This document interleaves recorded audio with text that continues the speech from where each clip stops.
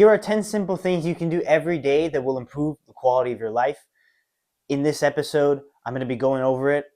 I've made a list here, and I have it right here on my notes. I have my journal right here, and I'm going to go through it. Some of these things I came up with myself, and I'm like, oh, they actually helped me in a lot of ways, and some of them I saw from other people that said something online, and I'm like, yeah, no, that also is very good. So I've implemented them into my life as well. So these are the 10 things. More practical wisdom, let's say, rather than philosophical, religious, godly content like what I've been doing on this podcast so far. So if you want to watch some of those, again, there's plenty of other episodes. So, go take a look. Today's going to be a more practical thing. And if you want to go through it, go through it. But let's go through the list of 10 that I have compiled of practical wisdom, practical knowledge, and just some simple things, simple, easy things. That's the whole point of this list and the whole point of the video. It's supposed to be easy, things you can implement right now into your life, not things that take months and years to do. Some things in life will take that long. You have to know that on this journey and path of difficulty, some things will take long. But these things specifically you can do today, and you can implement them right now. So let's get right into it. Number 1, turn YouTube history off in your Google settings. So if you're very prone to scrolling, which I'm sure we all are, if you spend a lot of time on YouTube, you find yourself falling into that rabbit hole quite often, whether it's watching a lot of long form videos or scrolling a lot of the shorts. YouTube is pretty bad with that, as are all social medias with the shorts scrolling and doom scrolling.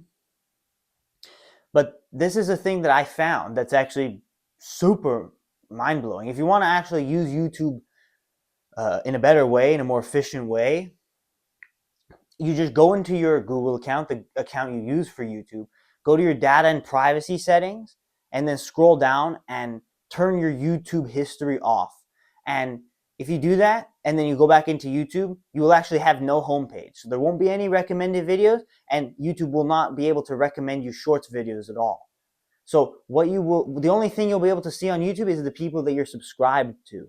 So you can actually curate your preferences, and you can specifically go in and search things that you want to watch. So you can be more intentional with the videos you choose to watch, rather than just doing it off an impulse and falling into that rabbit hole. You can actually control your habits, right? So this is a very amazing thing that I've discovered, and it's made my YouTube experience as a consumer. Of course, I'm a creator now as well, but as a consumer, it's made my experience a lot more manageable, rather than just completely falling into that state of scrolling, right? Which I admit I've done way too many times in my life, as I'm sure all of you have as well. And I think, if I'm gonna be honest, the best way to stop scrolling on social media is to delete it all, right? It's to delete all of it. It'll make your life better. But if you want to stay on it, and there's a few people that you want to keep up to date with, maybe you follow some sports channels or whatever. There's some interesting creators that you like. This podcast, you subscribe to this podcast, and you want to just keep following along, then that's perfect. You can turn your history off. You can only see your subscriptions. You can curate it yourself. And on Instagram, there's a similar thing, but not really, where if you have Instagram scrolling is probably the worst. You go into your settings and you go to your content preferences, and you can reset the content. So basically, it doesn't really work that well, but in theory, what it's supposed to do is just reset your entire history, so you're not going to get the videos you want to see at all anymore. It doesn't do a very good job at it, but the idea is still there, and if you want to do it, you can do it. But it's not very good. The YouTube way, where you turn off your Google history, it actually makes YouTube a better platform to experience. The Instagram way, it probably is a net positive, a net improvement, but it's easy to still fall into the scrolling patterns. So best way to maximize social media is probably to delete it all. But if you need to keep it for whatever reason, you want to keep it, or you're stubborn, you don't want to do that, or you want to message friends still, that's probably the best thing you should do. Turn off your YouTube history in your Google account, and reset your content preferences on Instagram maybe once every couple weeks, I'd say. That's probably the best practice. And TikTok, completely delete. Forget about TikTok, man. There's nothing useful on TikTok. I'll tell you that much. Like, nothing useful. At least on Instagram, you can argue that you can message friends and stuff, and everyone's on Instagram, right? TikTok, just get rid of it, man. So number 2, when gaming, set an alarm for an hour and a half. So best gaming practice, me personally, I play some video games. I like to enjoy video games because it's the way I enjoy myself, the way I, enjoy my life a little bit. Life doesn't always have to be about work, although majority of it is. You do have to spend some time to wind down, to enjoy yourself, and to, maximize this time, right? Just have a good time, right? Have a little bit of fun. That's okay if you have a little bit of fun. But you have to control it. You have to control it. Best time to play video games is probably in the evening, I would say. Not only because I feel like it just feels better, but also because that you use the morning and the afternoon to get all your work done. So then at the end of everything, you can finally say, okay, we're done. Let's relax for a little bit. So best practice is in the evening, and set an alarm for an hour and a half. Because if you go for longer than that, you can, you fall into that 3, 4, 5 hours of playing video games, especially if you're playing with people. You'll fall into that cycle, and then of course, it'll especially if you're playing in the evening, it'll lead you to being in bed late, and that'll be the next point. Spoiler alert. But it allows you to take a little bit of control. And of course, if you're in a video game, like Fortnite, for example, and your timer rings while you're in the middle of a match, finish the match, but just know that that's your last game and that you're logging off. You have to have a little bit of discipline. You have to be a little bit honest with yourself. But if you do that and you make it clear to yourself that I'm setting this timer, the second it rings, or after the like in the game that it rings in, I'm done. Say you're done and you've been able to enjoy yourself, and it's good. I find that it's good. An hour and a half is a good amount of time as well. An hour feels a bit too short, and anything over 2 hours I think feels a bit too long. And there's a level that you get to when you're playing video games where it doesn't even feel fun. It just feels tedious and like addictive, right? Which is why a lot of people condemn video games, because of their addictive nature. But if you can take control of your gaming hours and gaming time by setting it to an hour and a half, and even if you're on call with friends, just tell them, make an excuse or something, or just say I'm logging off, or just leave the call without saying anything. They're not going to kill you for it. They're not going to hold you to it. It'll be better for you. You'll be able to use video games to actually have good time and good enjoyment from it without taking it too far and without cutting into your sleep. And of course, having gotten your work done for the day. If you didn't get your work done during the day, you should use the evening to get your work done. But if you got your work done for the day, spend some time playing in the evening. Absolutely. Go for it. But you have to control yourself. And number 3, this ties into it. Be in bed at or before 10 p.m. every night. Now, I know we have lives. We have things we have to do, of course. For example, me, I have late football practices, and on those days, I can't really be in bed till midnight at the earliest. So that's okay. We have commitments. We have certain things that'll take us late in the day. But on days where you don't have anything to do, be in bed at 10.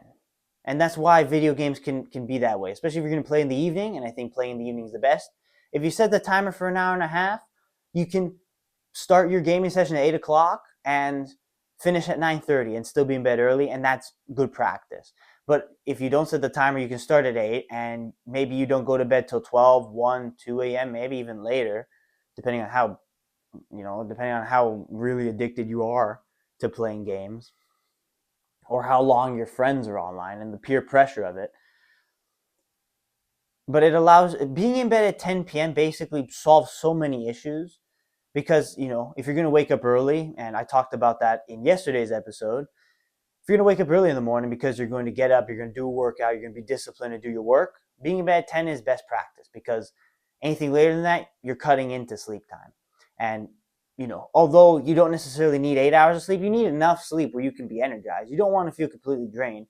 You don't want to be going to bed at 3 and waking up at 6. That's terrible. right? Some people, maybe if you drink a lot of coffee, or if you're just a different level, you're built different gravy, you can manage to function on that. But most people cannot function on that.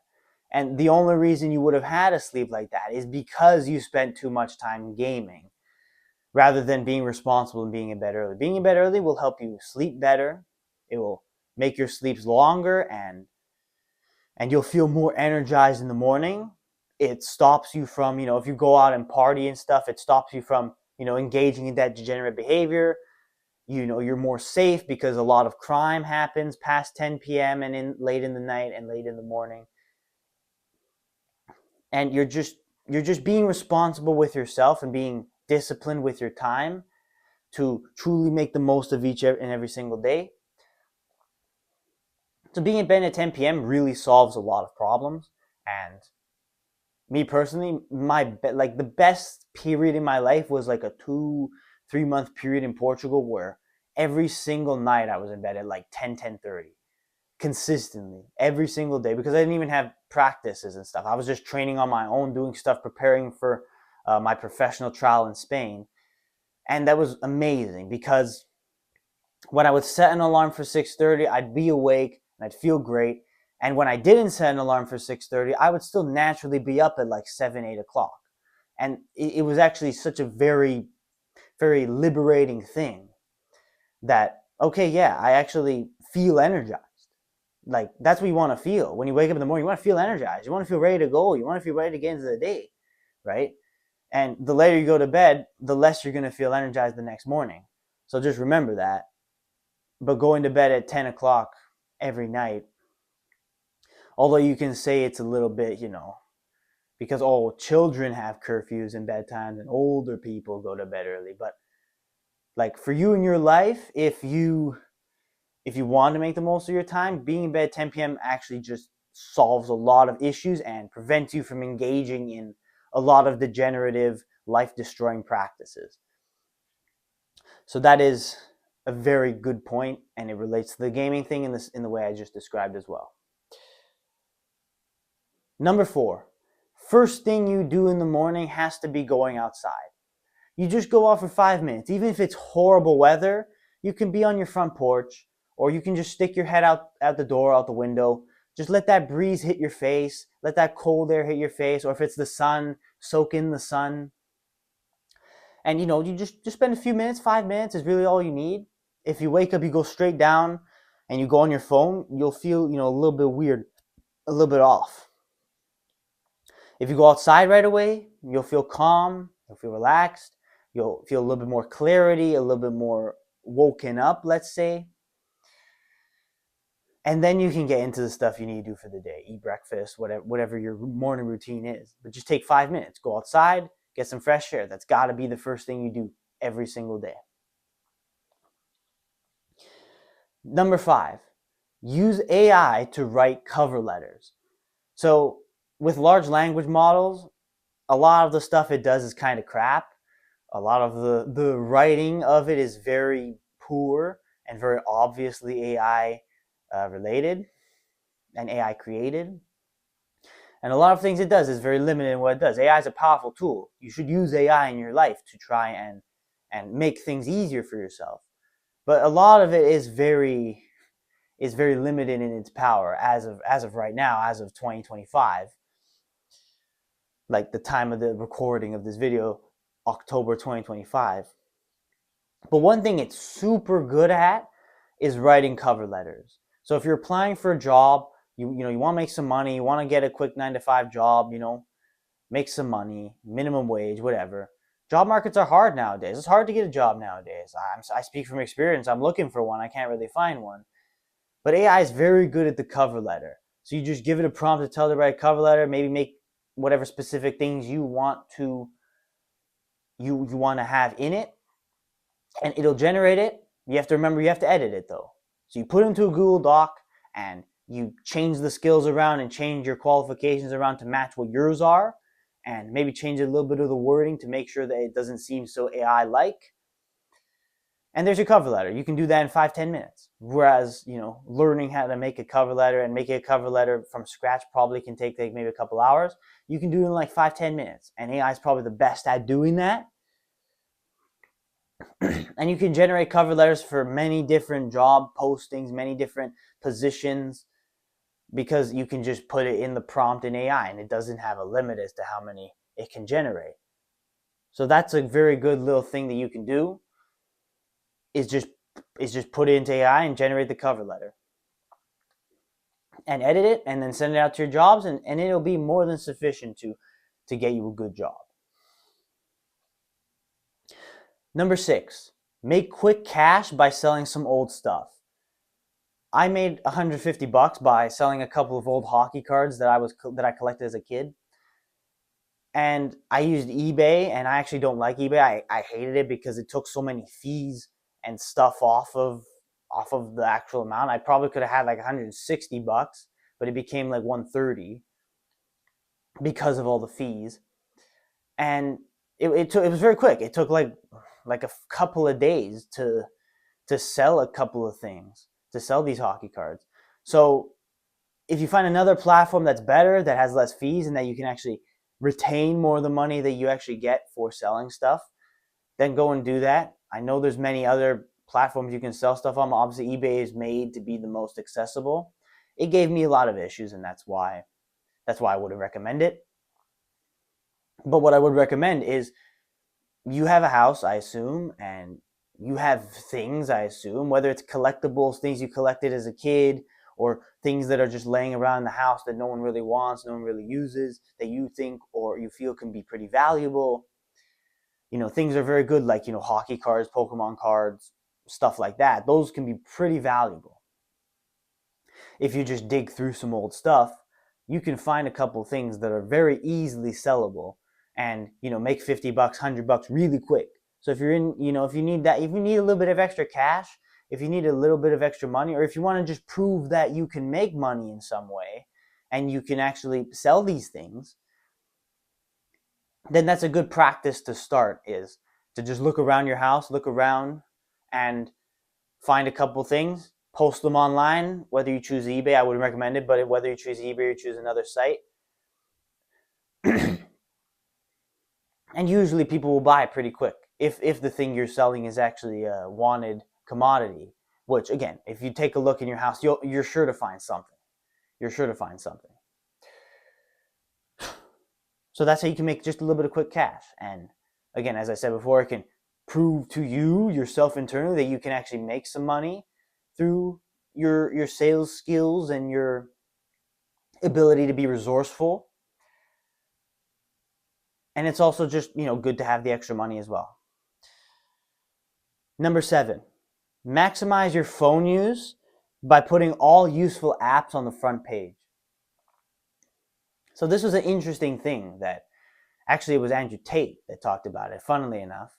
But I saw that video and I was like, that's super interesting. Basically what you would do is, you delete all, mindless garbage like games or Instagram scrolling, stuff like that.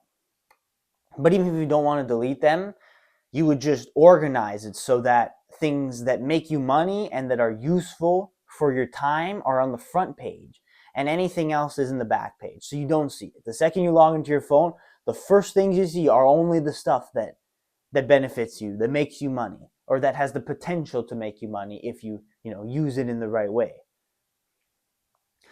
So it was a good idea, and that's why I put it here in this video, because it's a good idea to organize your phone. Your phone can be the most addictive tool and the biggest way to waste time is what you do on your phone. But your phone can also be a great tool to make money and to learn a lot of good stuff and to be efficient with your time. It just depends on how you use it. So it's about changing the culture and your internal mindset of what your phone is used for. So you put the useful apps right there, so you see that right away. You're more inclined to click them right away and go in and try and make some money, try and make some things happen. Versus if your gaming stuff is on the front page, you're gonna look at it and be like, "Ooh, wow, I want to play this game." and then you play the game, and then it's dopamine, and all of a sudden you waste a bunch of time. You didn't set an alarm, or you didn't set an alarm or a timer for an hour and a half, and all of a sudden you've wasted 3 hours of your day gaming and scrolling. And I'm guilty of it. I have to admit, I've had days where that exact stuff has happened, and I'm not proud of it, but I admit that. So that's why I'm saying that, because it's a great tool to make the most of your phone time. And that's why I've deleted all the apps anyway that waste ridiculous amounts of my time. Like, I've deleted Instagram, I've deleted YouTube. I only use these platforms to post stuff, but I'll do it on my computer rather than on my phone, so that I can use my phone as a better tool. So, either delete the apps or move them, out of sight, out of mind. Move them to the other screen and organize it so useful things are on the front page. And then go. Make some money, make something happen. Number 8. For long flights, the aisle seat is best. So I speak from experience here, because the flight from my city in Canada to Portugal, and I've done that flight a few times, obviously going back and forth because of my journey to become a pro footballer. It can be 6 to 8 hours depending on the flight. So that type of a flight, I found that my best experiences were when I had the aisle seat. When I had the window seats are fine if it's a smaller flight. If it's a smaller flight, it doesn't really matter. The shorter flight, anything under maybe 3 hours, it doesn't really matter where you sit. But of course, I'm assuming we're all watching this. We're all in the same kind of economical standpoint in life. So we're going to be in economy class. Of course, if you're in business class, first class, it's a little bit better for you. But if you're in economy class, which I assume most of you are, I think it's an extra $50 to pick your seat. Just do the aisle seat. If you're on a flight that's maybe more than 6 hours, 8 hours, and some flights go 10 hours or even longer, pick the aisle seat, because on a window seat, you're going to have to use the bathroom at some point, right? And the middle seat's even worse, because you're just crammed. Of course, I don't have to argue for that. Really, it's window seat versus aisle seat, which is the best. Middle seats are the worst anyway. But an aisle seat, basically, if someone has to climb over you to pee, it's easy for you. All you can do is just lift the armrest up, move yourself over, and it's super simple. And if you're sleeping, you just have to go back to sleep. Like, you just roll, you just kind of move your head back and go back to sleep. I can't sleep on planes anyway, because I just can't really sleep sitting up anyway. So for me, that's not an issue. But if you're sleeping, it's not that big of a deal. And of course, if you have to go to the bathroom, you got free reign. You don't have to climb over anyone. You don't have to wake people up. You don't have to bother them. If you're in the window seat, you have to do that. And if you're in the middle seat, you'll have to do that. And you can just get up and go, right? And of course, you can probably have more leg room for the majority of the flight. You can just extend your legs out and just chill, like extend them into the aisle and just chill for the most part. And it's just an overall better experience for a longer flight. Shorter flights, it's okay to have the other seats because you can deal with it. But longer flight, just to maximize your experience, get yourself an aisle seat, enjoy that 6 to 8 hours or even longer depending on the flight. And then you get to your destination, you feel a lot better, you probably feel a lot less jet lagged, and you feel actually a little bit more content with the experience. And that's really all you want when you're going for long trips. Number 9. Don't debate with family members about politics. I personally don't touch politics at all anymore because I hate it. I think politics is designed to divide people. It is like the government's way, or the devil's way, whatever you want to call it, to divide people, to divide households. And it becomes so emotional. And I'm always here thinking, why does politics always become something emotional? And the best reason I have is because it's basically your entire outlook on life is politics. So one person says your entire outlook of life is wrong and mine is right, and you're saying your outlook is wrong, mine is right. It gets emotional because it kind of taps deep into the fact that you see the world differently. But it's okay to see the world differently. But politics is just designed to be super emotional. So it divides households. So I'd say don't even bother with politics with family members. Or don't even bother with politics at all because it doesn't help you.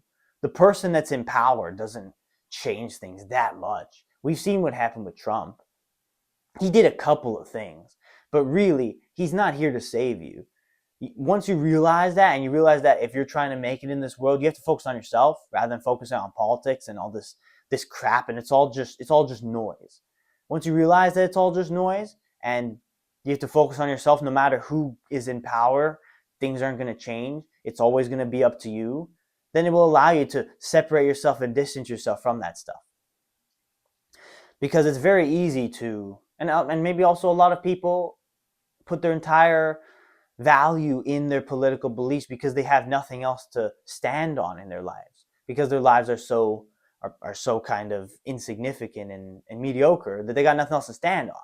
So they stand on politics. But your life's not mediocre. You want to do great things. So don't make politics the hill you die on.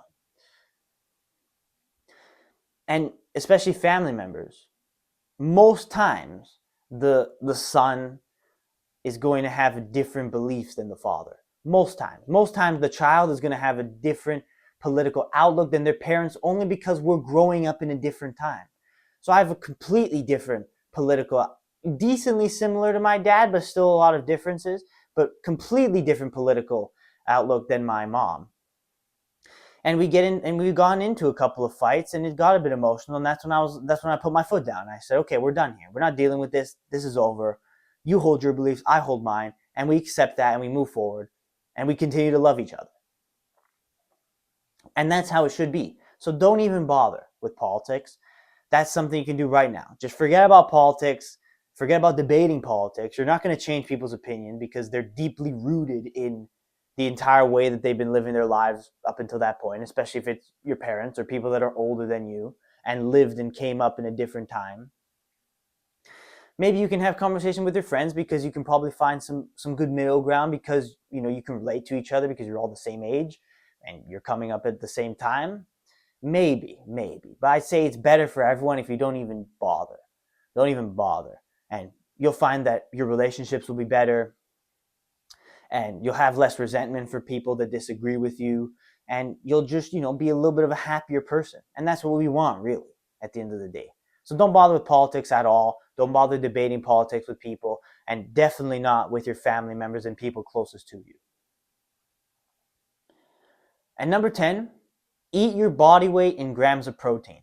So if you're trying to get big, you're trying to stay fit, or you're trying to gain a lot of muscle mass, that's the easiest way you can do it, is eating your body weight in grams of protein. So, of course, in pounds. I'm 160 pounds, thereabout, 65 maybe, anywhere in between there.